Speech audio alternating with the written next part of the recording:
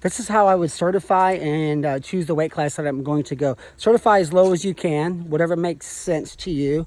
Certify down there, go up a weight class and stay up there.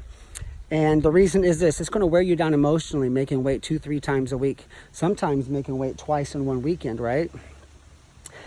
Plus your school will suffer, your attitude suffers.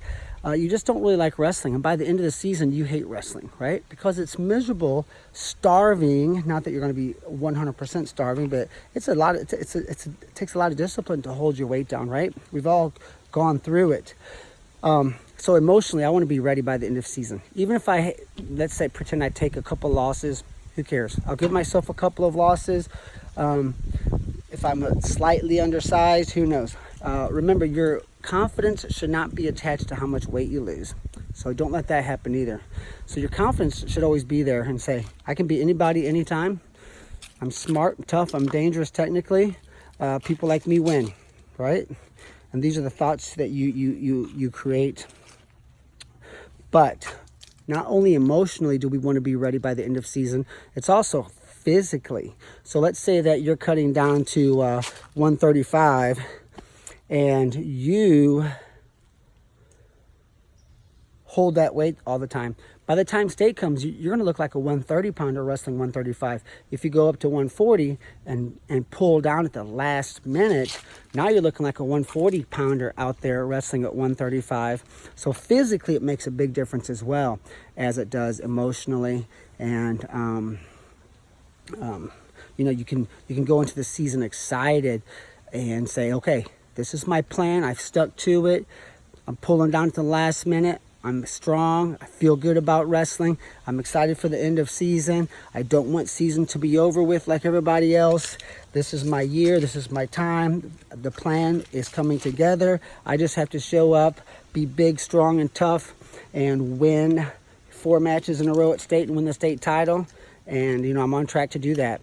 So that's what I would do. Now, what happens if your coach says you have to go down for the team? Well, what I would say is this, go down at the end of the season and, just tell the coach that your grades suffer. If your parents get involved, your parents should be involved, right? It's hard for you as a kid to deal with a grown man sometimes because they can put a lot of pressure on you. And, I would encourage the coaches to look long-term too.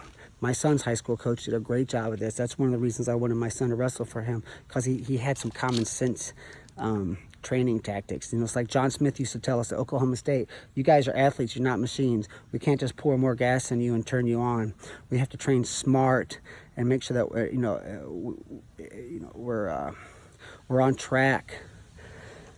But if your coach is adamant about you holding that weight and handicapping you from accomplishing your goals, because that's what will happen, you should have your parents call and say, no, it's not going to happen, coach. We respect you, but our son's grades suffer miserably when he has to hold this weight.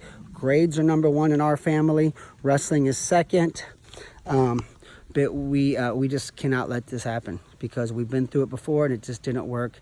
And we need to make sure that he has his or she has his or her grades in check. So have your parents help you along these lines. So that's how I would certify, pick my weight class, and that's what I would do. Good luck.